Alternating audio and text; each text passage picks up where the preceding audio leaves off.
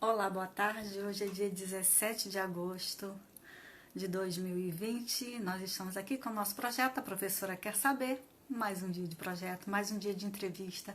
Hoje uma entrevista muito especial. Vai começar agora às 5 horas da tarde. Eu sempre fui muito pontual. Às vezes acontece da gente ter alguma dificuldade em relação ao próprio sistema. E, olá, Vitória. Fixei comentário. Hoje a gente tem uma entrevista muito bacana, né? Uma entrevista, todas são muito especiais, mas hoje a gente tem um advogado que é o único advogado habilitado a militar na Alemanha e no Brasil sobre esse tema. E é o doutor o nome dele é bem difícil. Eu tive que treinar muito para falar. Volkantanawald. Eu acho que eu falei certo, eu não tenho certeza. Mas eu vou recebê-lo e já iniciar aqui os meus agradecimentos à Universidade Federal Rural do Rio de Janeiro. Vou agradecer à PROEST, que é a Pró-Reitoria de Extensão, que abraçou esse projeto. E esse projeto é um projeto certificado pela Universidade Federal Rural do Rio de Janeiro. Vamos aqui o nosso convidado, que está entrando aqui, vamos aguardá-lo. E nossos agradecimentos aos departamentos de Direito de Ciências Jurídicas, tanto de Nova Iguaçu quanto de Seropédica, de Três Rios, aos centros acadêmicos que sempre nos apoiam. Olá, boa tarde. Boa tarde. Está me Tudo bem, ouvindo? doutor? Estou ouvindo perfeitamente. O senhor me ouve? O doutor me ouve? Ótimo, ótimo. Eu estou... Podemos Está me começar. vendo bem? Eu estou cortada? Perfeitamente. Bom, então eu vou começar com os meus agradecimentos. Eu já agradeci à universidade por esse projeto e quero agradecer a sua generosidade de estar aqui conosco, podendo dar para a gente um pouco desse conhecimento, que eu sei que o doutor é referência no assunto, e poder esclarecer para nós pontos que às vezes ficam obscuros, porque quando a gente fala de direitos autorais, né, da cessão de direitos, os nossos limites, até quando somos detentores desse direito, tudo isso fica muito obscuro na nossa mente. E esse convite, ele veio para que alguém, como o doutor, pudesse esclarecer para a gente. Então, eu quero agradecer a sua generosidade por estar aqui. Sei que o nosso tempo é caro e raro, então eu quero agradecer muito a sua generosidade, tá ok? É uma honra estar aqui. Antes do doutor entrar, eu expliquei que o doutor é o único advogado brasileiro, o único advogado que pode atuar tanto no Brasil quanto na Alemanha dentro dessa área, né? Até por uma certificação feita pelo INPI, né? E é um assunto que desperta muitas dúvidas. Então, acho que a gente poderia iniciar, doutor, com o próprio conceito, com a própria definição, com a própria explicação, se o senhor puder falar para a gente, o que são direitos autorais? Sim. Então, eu pessoalmente costumo definir direito autoral como o conjunto de normas que existem, que estão vigentes, que regem a relação entre uma pessoa criativa e entre aspas, usuário da criação, melhor dito. E o que torna esse tema tão extenso e complicado é o fato que o criador pode ser qualquer pessoa, com qualquer função e com uma grande variedade de criações.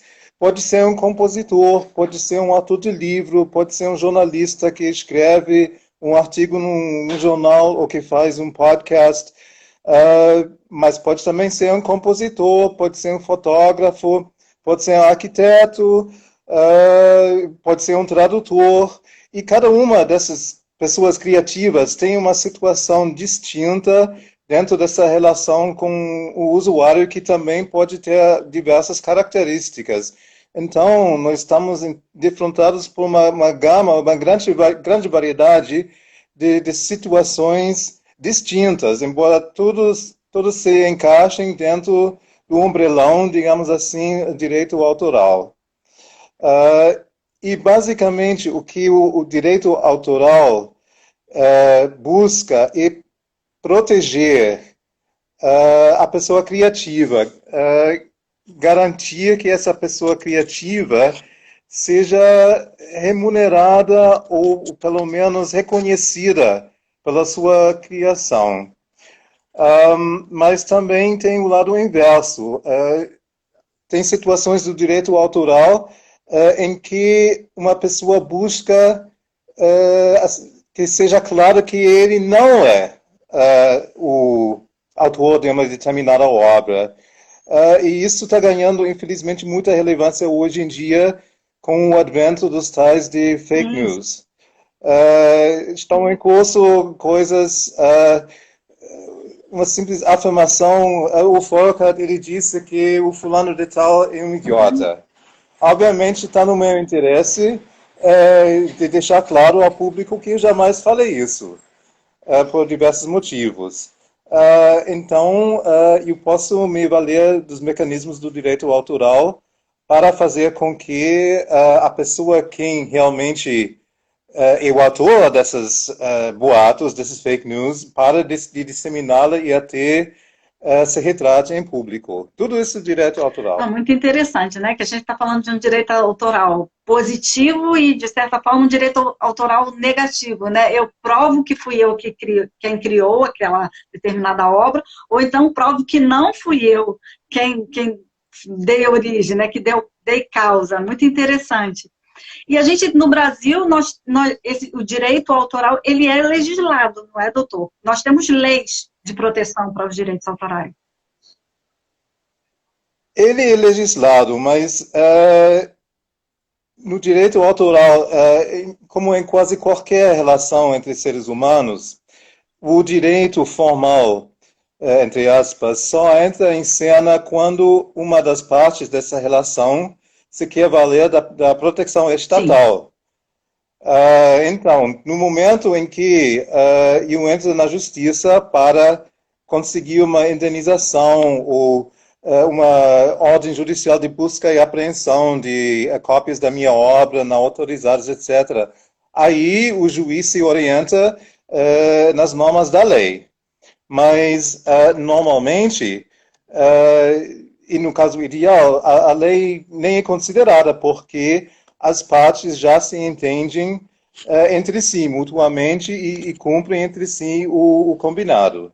A lei somente a salvaguarda para quando o caso sai das trilhas, e realmente se precisa de um juiz e uma polícia para fazer valer seu direito. É muito interessante porque a gente tem, desde o evento de 2015 com o novo CPC, inclusive um incentivo às soluções de demandas de forma extrajudicial, sobretudo com arbitragem, mediação, conciliação, né?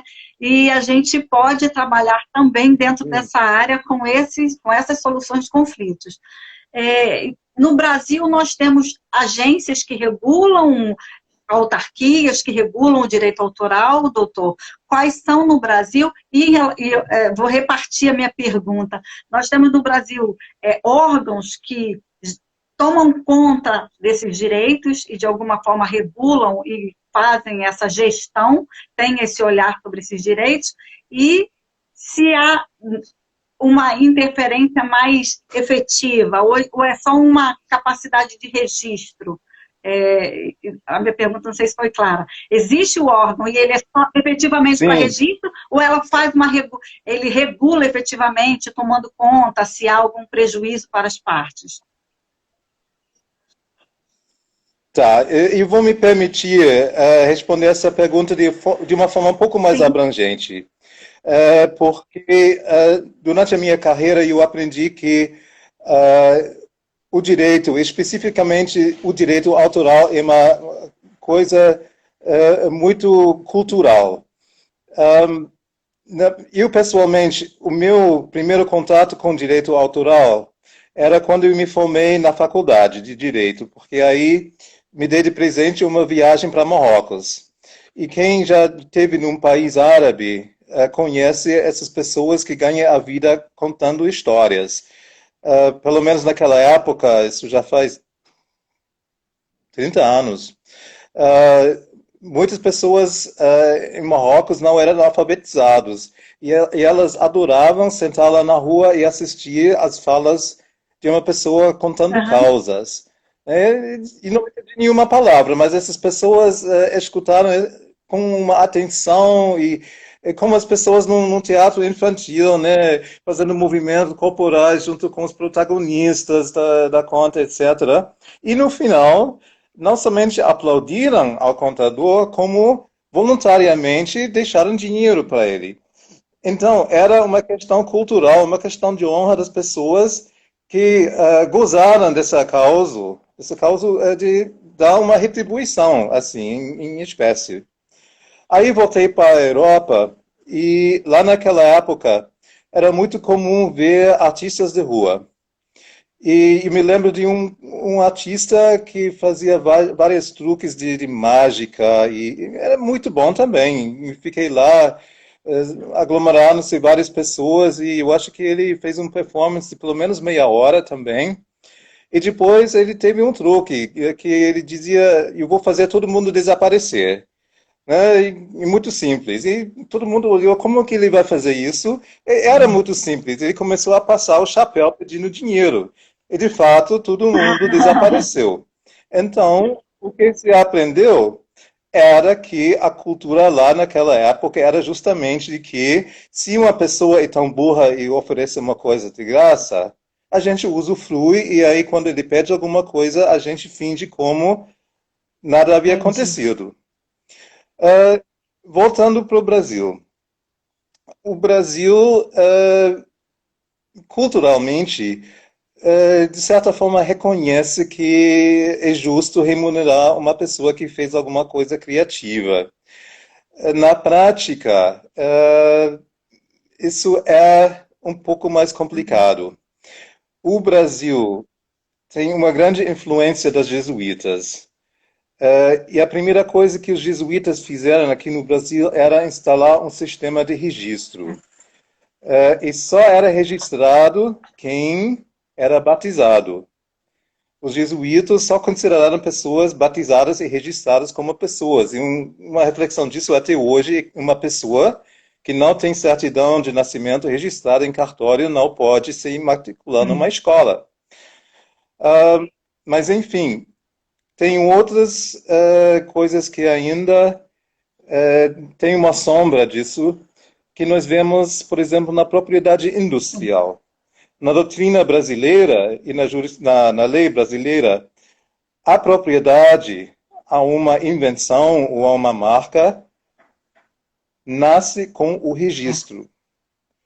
Ou seja, eu tenho uma marca até que o INPI me concede o registro da marca e não sou proprietário e não sou dono da marca. Nos direitos autorais, menos específicos, isso não é o caso. O Brasil tem uma lei de direito autoral, a Uhum. LDA, e ela torna o registro da obra opcional. Uhum. Ou seja, a proteção legal não depende do registro. E isso é uma coisa muito boa porque nem toda obra intelectual, nem toda obra criativa é registrável. Vamos pensar, por exemplo, no Uhum. perfume. O criador de um perfume não merece uma É proteção, verdade. mas como que vamos registrar esse perfume? Nós poderíamos registrar. Tem um perfume que o usuário vai se lembrar de um dia de primavera num campo de gramado molhado, etc. Mas isso pode ser qualquer Uhum. coisa, né? Então, uh, por isso não tem obrigatoriedade de registro, mas o Brasil tem várias instituições que possibilitam esse É. registro. Fora da propriedade industrial, que eu já mencionei o Uhum. INPI, Para livros, tem a Biblioteca Nacional. Para software, tem um registro específico dentro do NPI. E, sobretudo, para quem apenas precisa de uma prova de autoria de um determinado título e documento, ele pode procurar o cartório específico de registro de títulos e documentos. Entendi. Muito interessante. O cartório acaba sendo um elemento facilitador, né? Se ele não quiser ir aos outros, aos outros órgãos devidos, né? É uma atuação mais próxima, talvez, porque talvez na cidade dele tenha essa possibilidade e não tenha a outra, né? Então, ele tem esse facilitador. Mas, doutor, a gente falou aí de música, a gente falou de software, a gente falou de livros, né? Nós estamos falando de processos criativos muito próximos, né, do nosso dia a dia. Nós lidamos com livros, nós lidamos com software, programas, nós lidamos com canções, né? Canções que são executadas no rádio, num bar, né, onde a gente vai e a gente gosta de cantar, né? E eu sei que existe uma questão de proteção quando se reproduz ou quando se efetivamente se apropria, né? São situações diversas. Eu queria perguntar para o doutor, por exemplo, vamos separar, em relação, por exemplo, à música. A música a gente faz na Escola Nacional de Música, o registro da melodia, mas ela não registra, por exemplo, o texto, ela só registra a parte musical mesmo, a melodia, a harmonia, ali fica registrado, mas ela não faz o registro da letra. A letra já ficaria a cargo da Biblioteca Nacional? Não. Tanto a letra quanto o libreto você pode registrar na Biblioteca Nacional. Mas esse registro somente comprova a autoria do libreto ou do texto, ou conjunto. Na prática, o que é muito mais importante para o músico é sua afiliação na ECAD, que é uma empresa privada no Brasil. O legislador optou para instalar uma empresa privada chamada ECAD, que arrecada os tais de direitos autorais, que na realidade são licenças de uso de uma determinada obra, e distribui essas arrecadações ao... Aí começa. Por quê? Tem várias pessoas que fazem jus quando alguém toca uma música. Tem o compositor, tem a pessoa que fez a música, né, as letras da música, e tem o artista, o instrumentalista ou vocalista que executa a música.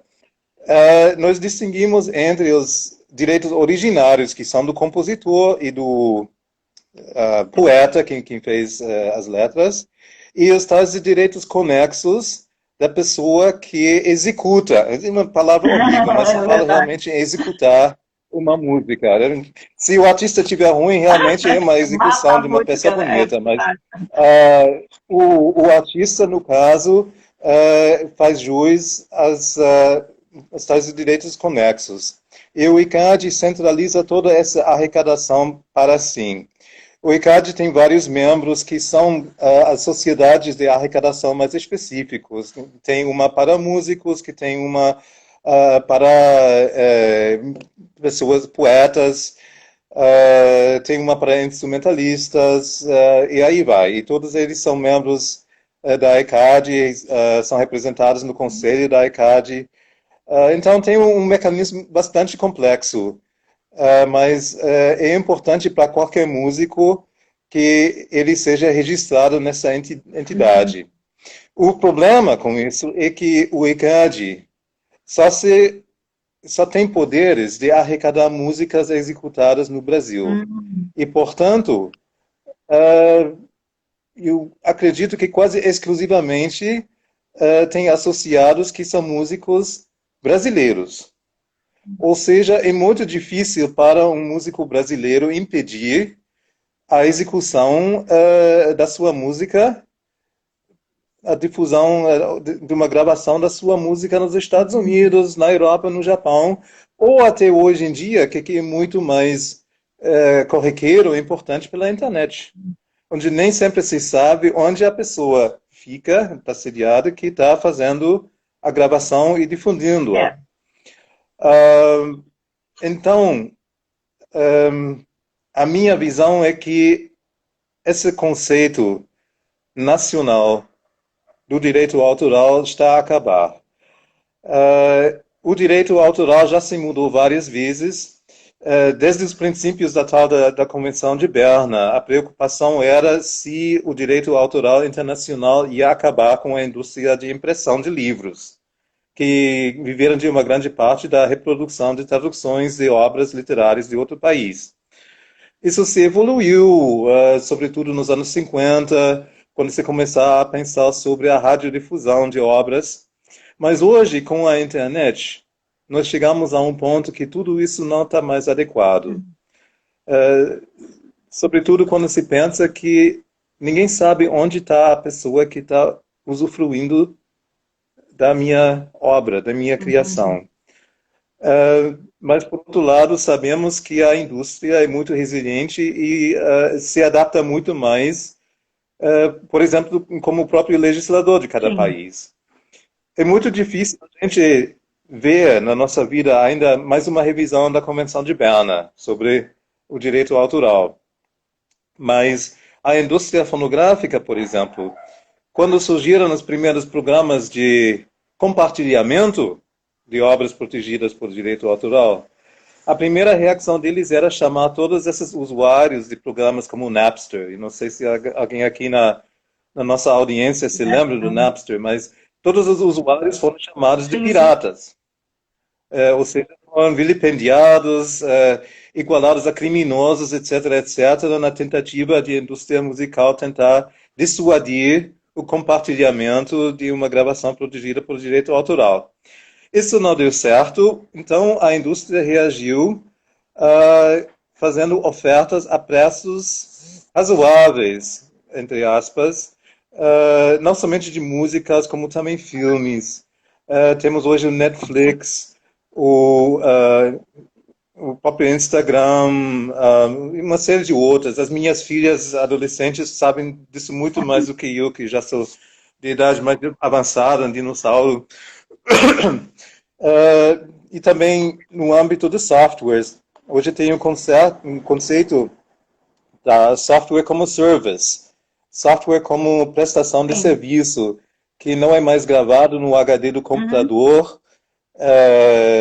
podendo ser repassado de qualquer forma, mas onde se precisa de uma conexão pela internet com o dono da software para poder utilizá-la. Então, eu tenho certeza que a indústria vai se adequar ao avanço de novas tecnologias muito mais rápido do que o legislador. Isso vai ser uma coisa interessante para observar, até porque quando se está numa instituição grande, uma grande empresa, mas também um governo de um país enorme como é o Brasil, você vai perceber muito rapidamente que a inovação encontra resistência daquilo que algumas pessoas chamam de mecanismo de autodefesa. Ou seja, vai ter uma reação das pessoas que se beneficiam ainda das estruturas antigas, os políticos, os juízes, etc., que provavelmente com o avanço da tecnologia vão ficar obsoletos. O doutor está falando... Alguma coisa nós estamos já vendo em outros ramos, porque eu acredito que daqui em 2 anos ninguém mais vai ter uma conta bancária aqui no Brasil. Todo mundo vai ter uma conta de Bitcoin, porque a tecnologia vai avançar e vai tornar isso mais possível e mais acessível. E aí as receitas federais no mundo vão ter que se virar para continuar com a arrecadação. No direito autoral, vamos ver processos semelhantes, com certeza. O doutor falou em novas tecnologias, a gente cada vez mais... Esse momento aqui é um retrato dessa vivência, né, diferenciada, porque eu estou aqui, o doutor está no seu ambiente e a gente está se vendo, está se falando, outras pessoas estão participando, então a gente já está fazendo uso de uma tecnologia, né, avançada, não é nada... as crianças já nascem com o telefone na mão, e a gente está vivenciando essa questão da live hoje, né? Então, tinha uma pergunta aqui, doutor, que eu vou repassar para o doutor, que é se precisa de registro no ECAD, precisa fazer arrecadação no ECAD quando se faz uma live de música, perguntaram aqui. A pessoa faz uma live tocando músicas de outros compositores. O ECAD vai exigir que seja feita a arrecadação, o recolhimento? Isso já é mais uma consulta do que uma pergunta, né? Mas eu não vou ligar o taxímetro. Aliás, uma coisa que eu também queria dizer é que você está falando em uma live com nova tecnologia que vai ser gravada no Instagram e difundida no mundo inteiro, mas nós também não tomamos nenhuma preocupação em salvaguardar os nossos direitos. Qualquer cristão vai poder ver essa entrevista sem que nós percebemos alguma remuneração por isso. Agora, voltando para a questão das músicas, nós temos que diferenciar primeiro. A música em si não é registrada no ECAD. O artista Sim. é. Então, o que o ECAD procura é, num evento, foram tocadas as músicas do compositor da. Ok, paga-se uma taxa. O problema com isso é que infelizmente, isso também é outra questão cultural. Se instalou um mecanismo mais voltado a arrecadar do que proteger as partes da relação que eu falei inicialmente entre compositor e consumidor. Existe uma jurisprudência, infelizmente, que diz que, mesmo se eu estiver num ambiente fechado, apenas com meus convidados, se eu tocar essa música, sem cobrar ingresso, sem tornar-se público, eu tenho que sim pagar o ECAD. Na minha infância, na Alemanha era assim, me lembro bem, as festas onde tinha DJ que tocavam vinis ainda naquela época, tinha uma entrada de 99 centavos, porque a partir de um marco, se tive que pagar a equivalente alemã da ECAD, que é a GEMA. Então, cada ingresso era 99 centavos. Isso não vai salvar ninguém hoje em dia no Brasil. Se o ECAD souber do seu podcast, da sua live, do seu uso de música, com azar, você vai receber uma notificação e você vai ter que pagar sim. Eu digo isso também para pessoas que utilizam fundos musicais para, por exemplo, programas aqui dentro do Instagram, o tal do Story, que eu acabei de conhecer abrindo minha conta. Usando o fundo musical, paga os direitos autorais. Porque senão... Isso, inclusive, é uma coisa. Por que as organizações Globo e outros grandes veículos de televisão e comunicação gostam de utilizar trilhas musicais do exterior? E porque sabem que ninguém vai estar aqui para cobrá-los. Músicas brasileiras, eles têm que pagar o ECAD, e o ECAD está em cima deles. Mas o Brasil, como mercado, está muito pequeno para os estrangeiros. Ainda não tem muito alcance para um Copyright Office da Biblioteca do Congresso norte-americano chegar aqui e começar a notificar a Globo e outras pessoas. Talvez isso vai ser um dos fenômenos que nós vamos observar no futuro imediato ou médio. Entendi. Doutor, a gente falou de música, né? E falando de livros, né? Outro dia surgiu uma dúvida no meio de uma conversa, porque quando a gente faz um livro e eu sou autora individualmente, eu sei que aquele livro, a origem, foi eu que criei, né? Foi eu que escrevi, espera-se que não tenha plágio, né? Existe toda existem normas, né, da ABNT, inclusive, para se resguardar a própria criação. Bom, mas e quando a gente fala, por exemplo, de obras coletivas, né? Porque a lei resguarda o direito dos autores, mas e em obras coletivas? Porque muitas pessoas participam, um escreve um capítulo, outro escreve outro capítulo, e aí várias pessoas ou escrevem artigos são colocados em forma de coletânea, né? O direito também preservado dessas pessoas. Sim, eu pessoalmente sempre tive meus problemas com essa ideia de que uma peça possa ser escrita por mais de uma pessoa. E não vejo como isso funciona, a não ser que uma pessoa seja o autor, propriamente dito, e o outro revisor, o que contribuiu de uma forma ou outra. Mas, na prática, sempre uma pessoa só é, digamos, o responsável pela obra. Né? Geralmente, quando você tem uma coletânea, você vê editado por fulano de tal, é o principal responsável pela obra, e os coautores se entendem com ele para a distribuição dos lucros e royalties. Agora, tem situações um pouco mais complicadas, que, por exemplo, na tradução. Porque aí já vem a questão. O tradutor que escreve uma determinada obra em outro idioma, ele está apenas adaptando ou modificando uma obra de outra existente, ou ele já criou uma coisa própria? Entendi. A lei não dá nenhuma pista. A lei fala sobre os direitos do tradutor, mas fala só que a editora tem que mencionar o nome do tradutor na capa. Mas a lei não resolve essa questão se o tradutor é um autor, um criador em seu próprio direito. Tem trechos da lei brasileira que falam o autor pode, ou tem o privilégio de autorizar uma tradução. Só que na prática, como é que fica? Essa autorização tem que ser dada sem conhecer a tradução, ou essa autorização é dada depois de o autor conhecer a tradução e dizer, eu não gosto dela? E o que acontece quando o autor não entende o idioma em que a obra traduzida for?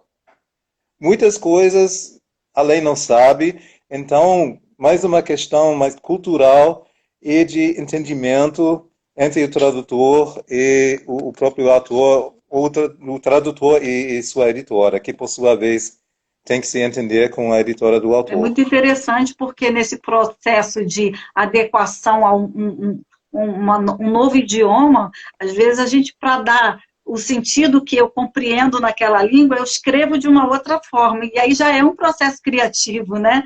E eu nunca tinha parado a pensar nessa situação, né? O quanto que eu me torno também até certo ponto, autor daquela forma de colocar, né, aquela história que não foi exatamente a que ele colocou. Então, ele teria que autorizar, mas para isso ele também teria que compreender como eu escrevi, se ele não domina a língua, como fica, né? É uma lacuna, né?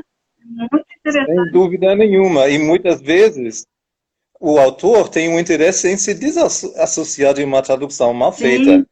Porque tem muitas traduções em que trechos inteiros simplesmente são ignorados, ou o tradutor não tem conhecimento do idioma original suficiente para poder fazer a tradução adequada. É tudo muito complicado. E ele pode não até ouvindo, e se ele ouvir uma outra pessoa daquele outro país, né, daquela outra língua, contando para ele, eu falo, mas eu não escrevi isso, eu não quis dar essa interpretação, né, não foi isso que eu quis passar, e passou de uma forma diferente, né, é bem sutil isso, e a gente precisa, né, ter um olhar muito aguçado.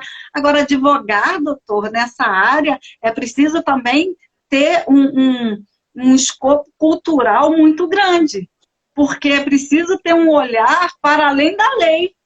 É preciso entender música, arte, escrita, literatura, tradução, entender os limites, e como o doutor falou, essa coisa da tradução oral, que em alguns países é tão, né, tranquila. A gente tem muito isso no Nordeste, tem entre os indígenas, né? Os indígenas têm essa tradução oral. Sim. E quanta coisa que, quando vai para o papel, o quanto que é perdido, que às vezes a própria a tradição oral, o levar contando, cantando, é a parte propriamente daquela cultura. Quando vai para o papel, pode até se perder. Então, advogar nessa área, doutor, eu acho bem difícil, né?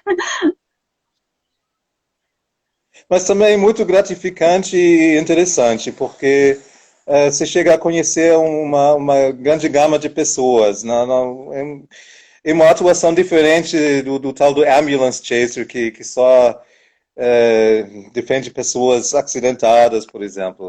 Enfim. Doutor, eu sei que a gente combinou algumas perguntas, né?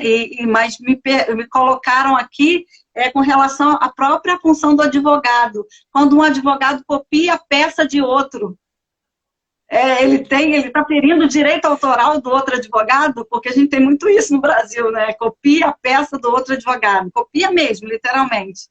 Ele estaria ferindo o direito autoral? Sim, com certeza. O fato de uma coisa se tornar pública não quer dizer que qualquer pessoa está livre a copiá-la. Né? Claro que a tentação está lá, mas isso é uma coisa que se descobre muito facilmente. E eu vou dizer uma coisa, pior de um advogado copiando de outro, é um juiz copiando uma sentença de outrem. Porque isso somente mostra que o juiz primeiro não entendeu nada sobre o caso, e depois que o juiz está nem aí para decidir a questão. No caso de plágio, outro dia eu recebi uma sentença de um juiz que nitidamente copiou trechos de uma sentença de um tribunal, embora ele era juiz da entrância monocrático, porque na sentença monocrática dele teve trechos, mas o apelante falou isso e o apelante disse essa. Não tinha nenhum apelante no nosso processo. Entendi. Não tinha nenhuma imagem que estava sendo usada indevidamente, mas se vê nitidamente que o juiz não tinha ideia do que estava acontecendo. E a mesma coisa, obviamente, vale para o advogado. Ele acha que pode copiar qualquer coisa, ele faz isso a próprio perigo, se ele não entende nem o que ele estaria copiando. Estou recebendo aqui os parabéns da professora Débora Laxichel, e eu quero agradecer, ela já esteve aqui conosco, foi um momento muito bacana, ela também acrescentou demais, nós falamos sobre regras do direito empresarial e ela domina muito o assunto, né? Quero agradecer também a todas as pessoas que estão participando, a doutora Regina, o Di Souza, porque a gente acaba não vendo, né? Porque as letrinhas vão subindo, né, gente? A gente não consegue ver. Mas agradeço a todos que estão participando e agradeço também, é claro, né, o doutor, porque ele já foi além do que a gente tinha convidado de conversar, porque eu sei que, como eu digo sempre, o tempo da gente é raro e caro, né? E a gente precisa também estabelecer questões. Eu fiquei muito envolvida com essa sua resposta, porque eu recebi também um despacho, né, supostamente de um juiz, e foi assim, que não concedia tutela porque o caso merecia de uma análise mais aprofundada, e aquilo eu falei, mas gente, eu pedi tutela, e eu fui lá na minha peça inicial, eu não pedi tutela nenhuma, e ele nem... É complicado isso, né? Que você percebe que você está recebendo ainda levei um pito, assim, sabe? Levei um puxão de orelha, dizendo que eu não deveria usar a expressão, eu deveria nominar melhor os meus arquivos. Eu falei, mas eu não fiz isso, ou seja, copiaram e colaram dentro do meu caso algo que pertencia a outra situação e, assim, ficou por isso mesmo, né? Eu falei, gente, eu não pedi tutela, não pedi nada disso. Mas ok, não interferiu, não feriu gravemente o direito da minha cliente e a gente está prosseguindo com o feito, né?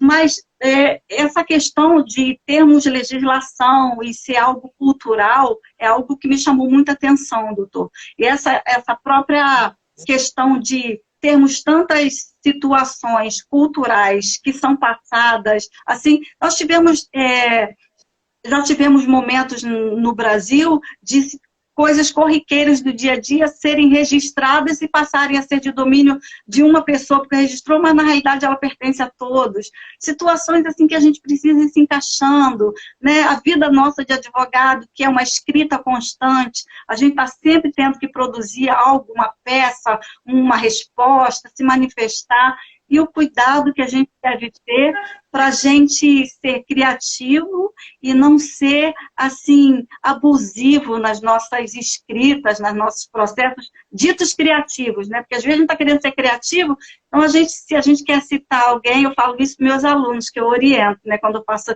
TCC, né, monografia, a gente citou, ainda que indiretamente, aprendeu isso no livro do A, B, C, autor, aprendeu com ele, cita, porque foi ele que falou, você não sabia antes de ler. Ah, mas eu não copiei, doutor, eu não copiei, professor, você não copiou, mas você aprendeu com ele, então deu crédito a ele. Quero agradecer também aqui o Diego Maia, que acabou de entrar, está falando com a gente, ele já esteve aqui também, ele é do CDPV, é um CEO conhecido no Brasil e no mundo, né? Fez mais de 1.500 palestras, esteve com a gente aqui falando desse processo criativo, de trabalhar com vendas, e eu acho que tomar conta dos nossos processos criativos é de suma importância. Aqui, doutor, eu digo sempre que o tempo voa, né? E todo mundo que vem aqui fala assim, nossa, é demorado? Eu falo, não, é rápido. Aí a pessoa pensa, nossa, vai demorar. Voa, já estamos com 40 minutos. Então, por isso, eu sei que a gente precisa, né, finalizar. Eu quero passar a palavra ao doutor para que, querendo acrescentar algo mais, falar algo de seu interesse, divulgar algo interessante, eu sei que o seu cartaz gerou, assim, uma explosão de interrogações para mim. Eu posso convidá-lo? Gente, eu posso perguntar para ele se ele pode ser convidado, porque muita gente quer o doutor falando nas suas instituições. Tem uma grande amiga que é reitora de uma universidade, e ela me pediu, eu quero fazer um evento com ele. Eu falei, tá bom, vou explicar para ele, e aí a doutora vai fazendo. Então, eu quero agradecer e quero já te passar a palavra para esse momento final, como a gente diz sempre, as suas alegações finais. Quero te agradecer demais, agradecer a professora Débora e dizer que a casa é sua, volte sempre, o espaço é aberto, nós estamos aqui primeiramente para aprender, tá bom? A palavra é sua, doutor.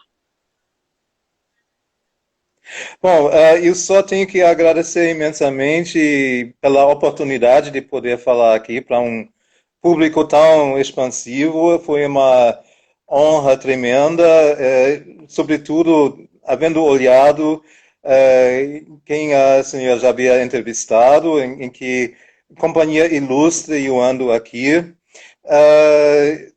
O tempo voa rápido porque é um campo enorme. Não era da moda quando eu era estudante, não havia cadeira na faculdade que ensinasse direito autoral ou até propriedade industrial. Hoje até tem, está virando a moda.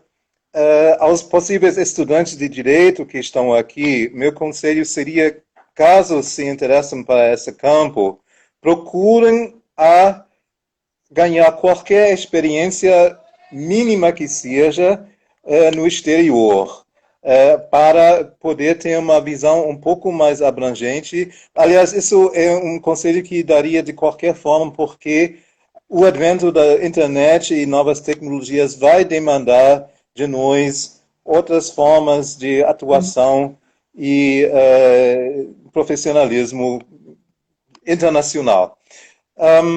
Uma palavra final, uma saudação à professora Débora, ilustre catedrática aqui da Unirio, a quem também agradeço muito por ter intermediado esse convite. E, de qualquer forma, quem quiser me contatar, meu Instagram está aí, vou tentar responder as perguntas na melhor forma possível. Muito obrigado. E uma coisa por final, não me chame de doutor, porque eu não mereço o título.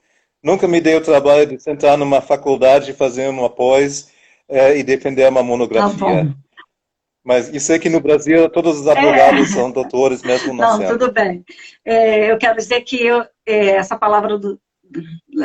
sua palavra é muito pertinente, porque eu mesma já fiz muitos cursos no INPI, alguns saem até pela UAIPO também, né? E a gente tem essa facilidade lá no Rio de Janeiro, quem é do Rio de Janeiro, mas lá eu já fiz vários cursos de marcas, patentes, cultivares, indicações geográficas, né? Fiz muitos mesmo.